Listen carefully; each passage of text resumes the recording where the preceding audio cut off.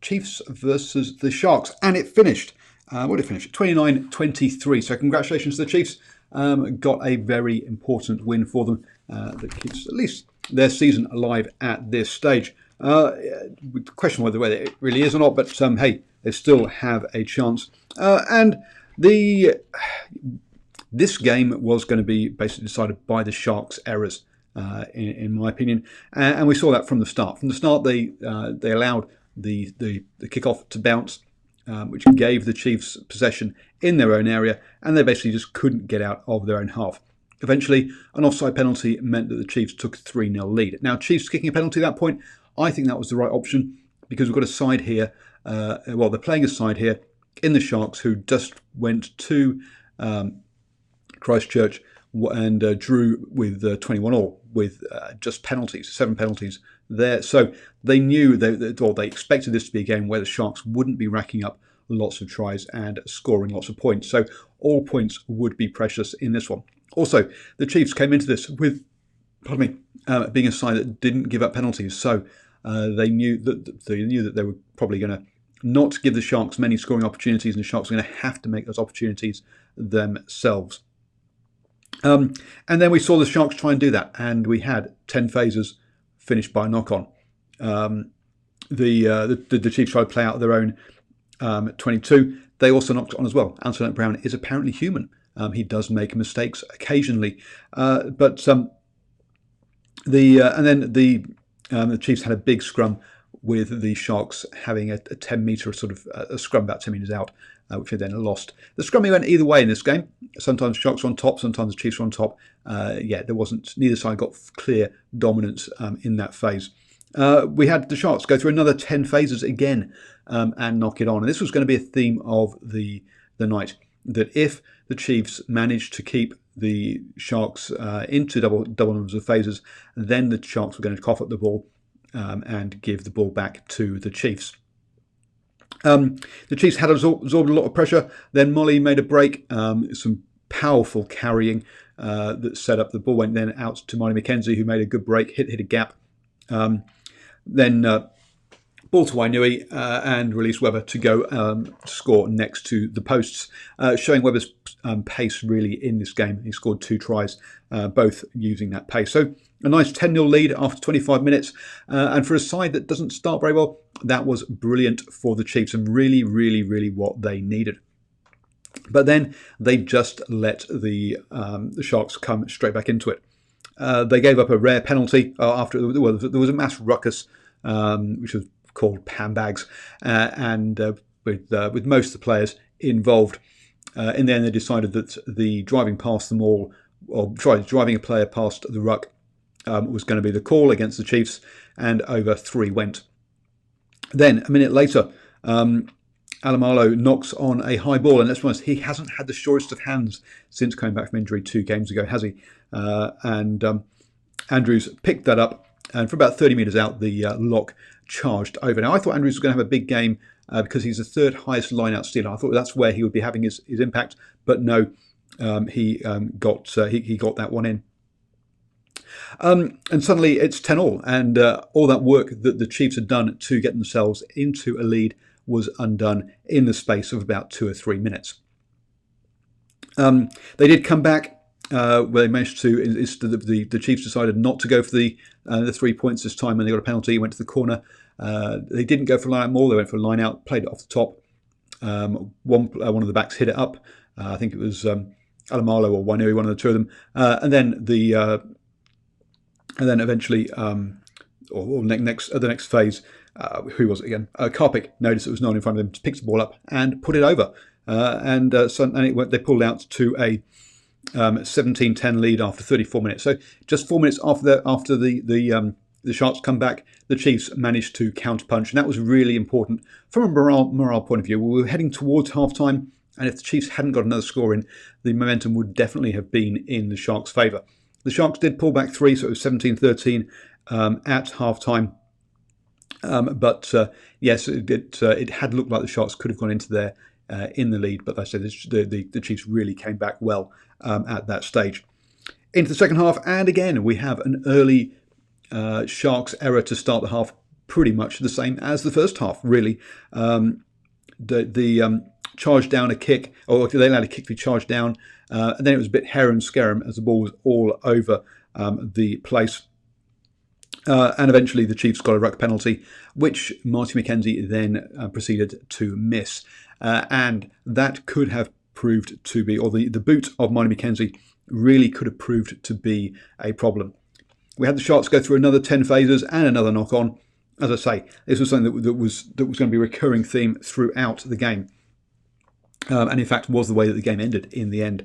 We then had a yellow card for Nathan Harris with a cynical penalty, not releasing the player and going for the ball. And so off he trooped. And from that, we had a line-out maul that was collapsed, but the Sharks still bashed over. And then they also got another penalty as well, and knocked that over for 3. So 10 points during that yellow card period. Suddenly it's 17-23, and the Sharks are in looking good with 20 minutes to go. The Sharks giving away penalties. The Chiefs were giving away penalties. The Sharks were getting themselves, in the ascendancy. But these things changed, and the Chiefs went to the corner. They didn't go for 3 when they were 6 points down. And after 16 phases, they went over with Anton Leonard-Brown cutting in and going over. Marty McKenzie missed the conversion. Another 2 points left out there, which meant they were 22-23, a point behind, and things were looking a bit dodgy. For them, though, they got a very quick second try, because from the kickoff, ball was taken up. Nankivell, that's the word I'm looking for, collected the ball, hit a big gap, broke, released the ball to Alomalo, who gave it to Webber, and Webber charged over next to the posts, and that was 29-23. The Sharks had a late opportunity. The Chiefs looked like they were managing the ball well, and then about 10 or so seconds before the end of the game, they knock it on and turn the ball over to the Sharks. The Sharks then go through 17 phases, trying to get marching down the pitch, then back a bit, and eventually they knock the ball on, at which point the ball gets booted into the stands, about sort of 3 or so minutes into extra time. As I say, those handling errors by the Sharks, I mean, there was at least that was at least the 4th time they went over 10 phases and knocked the ball on. And so you've got to say that was a real problem for the Sharks. They just run out of ideas on attack. So against a set defence, we could see that with the number of scrums. The Chiefs had 9 scrums, the Sharks had 3. And we all know, scrums come predominantly from knock-ons. And so you can see that was a big problem for them. Turnovers conceded, 18 by the Sharks to 12 by the Chiefs. The Chiefs did have problems at lineouts. They lost 3 of their lineouts of their 13, where the Sharks just lost 1 of their 11. And the penalty count, unusual this time, 8 by the Chiefs, 6 by the Sharks. It's normally in the Chiefs' favour. I say they are the lowest penalised team, or they were coming into this game in the competition. But yeah, it still was a low penalty count for both sides. Both sides in the 80s with their tackling, 89% by the Chiefs, 84% by the Sharks. And for a game where it's going to be 50-50, which is what the possession and territory were, if you look at metres run, the Sharks got a few more towards the end there, just purely on that last phase, but 405 to 480, pretty close. Passes and runs were pretty even as well. This was a very even game that came down to those marginal pieces, and it could have probably come down to those offloads. 12 offloads by the Sharks. They were pushing the game a bit more, and the handling let themselves down, as I say, with all those knock-ons. Whereas the Chiefs played a much more percentage game, only 4 offloads in this game. So well done to the Chiefs. They've pulled off a much needed win at home against a much fancied Sharks. I mean, I backed the Sharks to win this one after their performance against the Crusaders. Mike Venter said, very disciplined game by both teams, and it was. Yeah, they both played disciplined rugby, and I would say that the referee didn't have to get involved too often, apart from when we had kind of the handbags occasionally, which was a bit of a shame.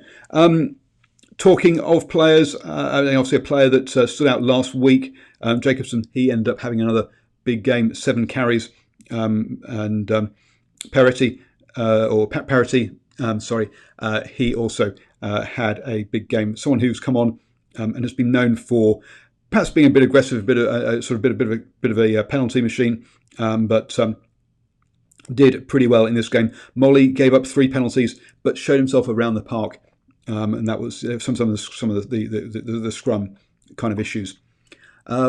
Weber, 11 tackles. Jacobson, 19 tackles. I mean, there's a good reason why people are talking about him and eulogising about him. Karpik also got through a bit of work coming back from injury as well on that defence. As Mike says in the chat there, Nankivell made a huge difference coming off the bench.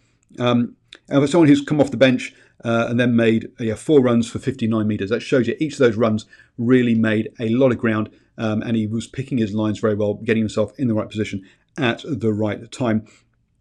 And with 59 metres, he was the second highest carrying player in this. And as when you come on from late as a sub, that shows you that he really did, as you say, make a big difference when he came on. To me, one of the problems here was when Bosch had to move to fullback.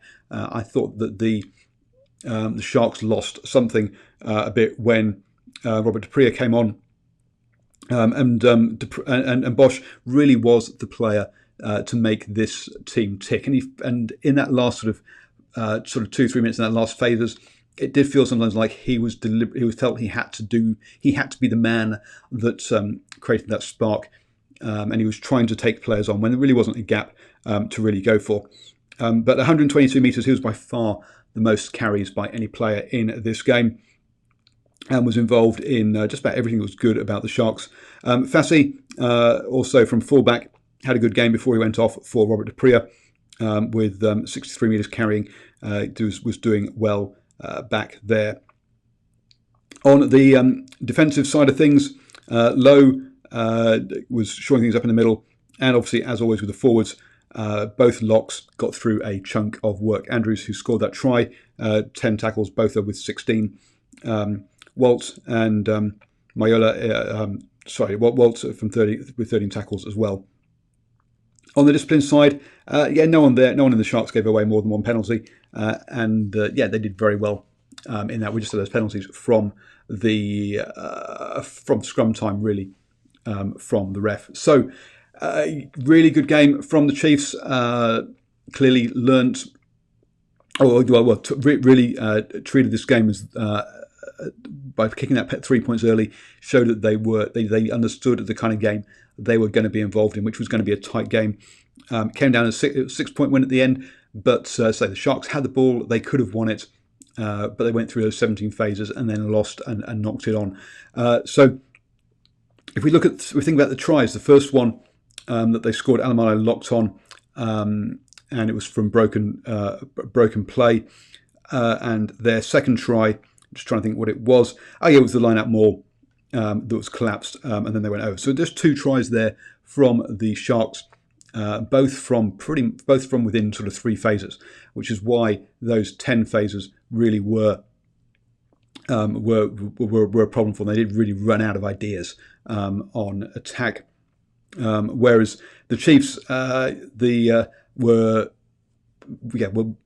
could go through phases. They could still break the game line. They could still be asking questions against this very good defence. And we've seen what they've done against sides like the Rebels, like the Crusaders over the last 2 weeks. This is not an easy defence. When the Sharks are up, and they are up at the moment, this is not an easy defensive side to put away. So there you go. That's your post-match reaction to the Chiefs versus the Sharks. I'll be back in the middle of the night for me for post-match reaction to Leinster versus Saracens in the European Rugby Champions Cup. So I'm going to get an early night, as I'm going to be getting up at something like 3 o'clock in the morning or whenever it is that game kicks off. Hope you enjoyed the game. This is the first upset of the weekend. I thought the Sharks were going to win this one. And we have 2 more games to go. Overnight, we have the Stormers versus the Waratahs from, Lions versus Waratahs, sorry. And then we have the Brumbies versus the Sunwolves. So enjoy your rugby and catch you all soon.